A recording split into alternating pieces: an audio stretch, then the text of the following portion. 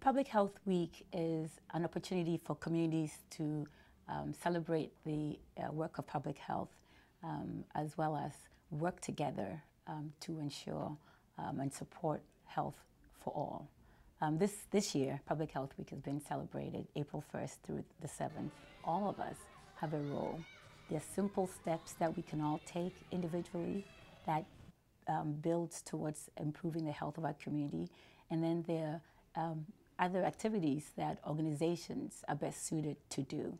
So one of the things we try to encourage people to do during Public Health Week is to remember to do the simple steps that contribute towards good health.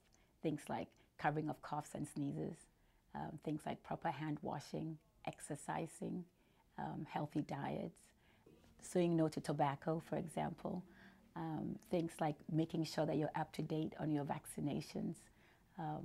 So these are some of the things that, as simple as they sound, go a long way in improving the health of individuals and our community as a whole. So a good place for people to get information about public health is the Health Department website. And through that website, there are links to other websites like the Centers for Disease Control and Prevention, where there's a lot of information about different aspects of public health.